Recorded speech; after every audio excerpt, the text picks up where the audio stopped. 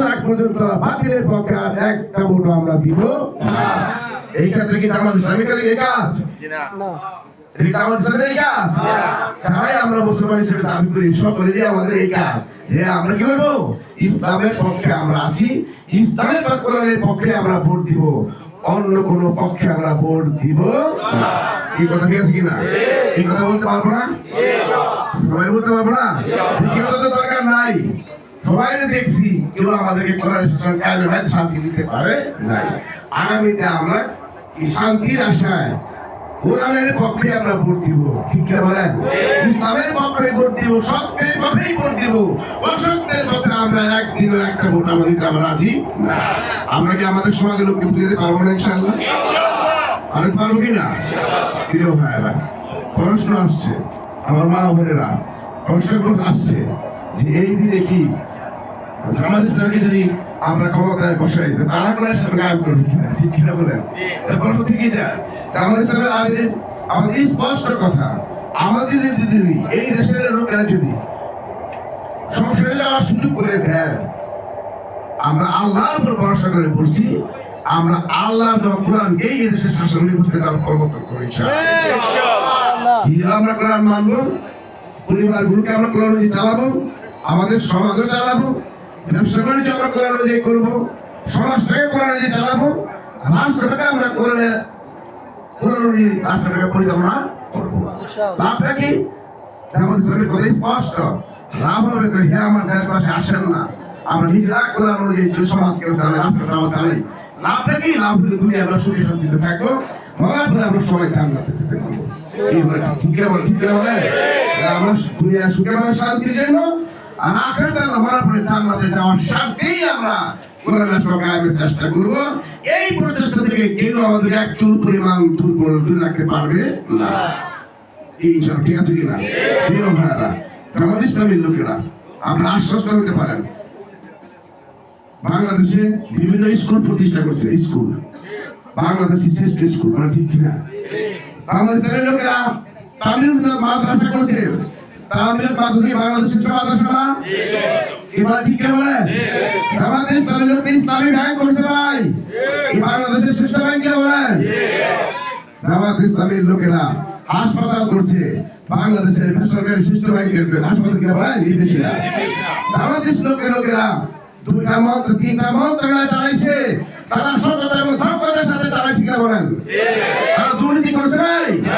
তাহলে যদি দুর্নীতি মুক্ত সমাজ কায়েম করতে, রাষ্ট্র কায়েম করতে চাই, যেমনি ভাবে জামাত ইসলামী শ্রেষ্ঠত্বের পরিচয় দিচ্ছে মাদ্রাসা চালায়, শ্রেষ্ঠত্বের পরিচয় স্কুল প্রতিষ্ঠানের মাধ্যমে, শ্রেষ্ঠত্বের পরিচয় দিচ্ছে হাসপাতাল প্রতিষ্ঠানের মাধ্যমে, যেভাবে শ্রেষ্ঠত্বের পরিচয় দিচ্ছে রাষ্ট্র পরিচালনার মাধ্যমে, আগামী দিনে যদি জামাত ইসলামীকে রাষ্ট্র ক্ষমতার সুযোগ করে দেওয়া হয়, বাংলাদেশকে সারা দুনিয়ার মধ্যে শ্রেষ্ঠ রাষ্ট্রে পরিণত করে ইনশাআল্লাহ।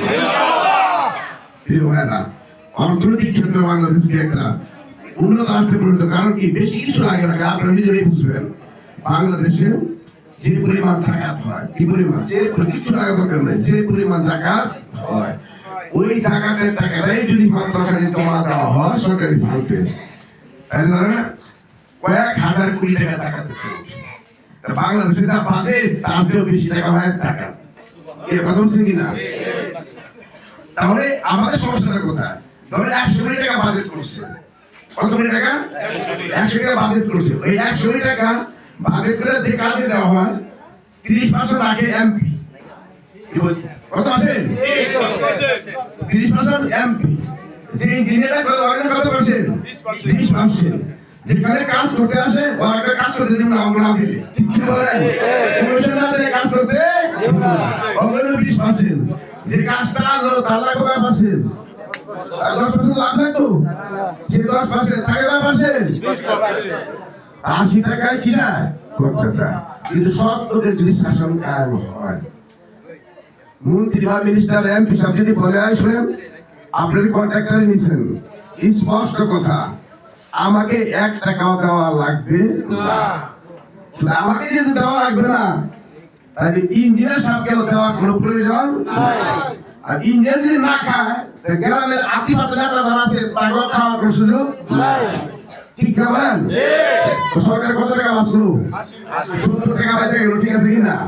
তখন তারা যদি বলা হয় ভাই আর সাইকেল না 1 কোটি টাকা 10% লাভ করলে তোর কত পরে 10 কোটি টাকা লাভ। তো তুই আর জীবনে কথা খাবি, তুই আর জীবনে কথা খাবি 1 কোটি তো তুই আর জীবনে কথা খাবি, তোকে এত টাকা জীবনে খাওয়া লাগবে না। সুতরাং তুই 10% লাভ করে বাকি টাকা কাজ করিস, বলে তাই শুনলো তো কিনা বলেন, আমি বুঝতে পারছি। সুতরাং সব তাদের শাসন যদি কাজ হয়ে যায়, আমাদের দেশের এই দরিদ্রতা দূর করা, এই যে সমস্যা রাস্তাঘাট অমুক সমস্যার সমাধান করতে বেশি সময় দুই নম্বর কথা প্রিয় ভাইরা, ঢাকা ভিত্তিক সমাজ কায়েম হয়, এদের মেম্বারদেরকে বলে দেওয়া হবে তোমার গ্রামে কয়জন গরিব আছে, একই স্পষ্ট করা বলা হয় যে কয়জন গরিব আছে, কার কোন ব্যবসা করার যোগ্যতা আছে, সব করে দিবে না, স্পষ্ট করে দেবে। আজকে এই বছর আমরা 5 জন আছে, এই বছর আমরা 2 জনকে দিব, 2 লাখ করে 4 লাখ টাকা। আচ্ছা বলে দেখি একজন যদি 2 লাখ টাকা দিয়ে একটা ব্যবসা ধরা যায়, ওর পরের বছর তাকে টাকা কত দরকার আছে? তাহলে 10 জন 5 বছরে কেউ ওই এলাকা করে থাকো, বুঝতে পারছি কিনা?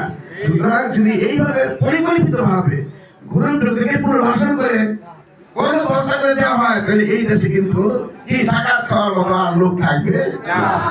যেমনি ভাবে সাহাবীদের আমলে ছিল না, বলে ঠিক করে বলে আপনি এরকম একটা সমাজ চান? এরকম সমাজ চান নাই? যদি চাই তাহলে আগামী দিনে আগামী নির্বাচনে এই দেশে করে রাষ্ট্র কায়েমের জন্য যার যা শক্তি আছে, যার যা যোগ্যতা আছে, যার যা টাকা সব দিয়ে আগামী নির্বাচনে এই দেশে করে রাষ্ট্র কায়েমের ব্যবস্থা করতে হবে। এই প্রচেষ্টা আমরা কি রাজি আছি? আল্লাহ রাব্বুল আলামিন আমাদেরকে কি করুন, আল্লাহ রাসূল আল্লাহর দিন কায়েমের পথ নিয়ে আমরা একত্র হয়েছি, সবাইকে আমাদেরকে চার প্রাণ দিয়ে কাজ করার তৌফিক দান করুন। আর এই উচিত আমরা সবাই যেন দুনিয়ার শান্তি থাকতে পারি, আর মরার পরে সবাই যেন জান্নাতুল ফিরদৌসে যেতে পারি, আল্লাহ যেন আমাদের তৌফিক দান করেন। আমার তৌফিক ইল্লা বিল্লাহ। আসসালামু আলাইকুম ওয়া রাহমাতুল্লাহি ওয়া বারাকাতুহু।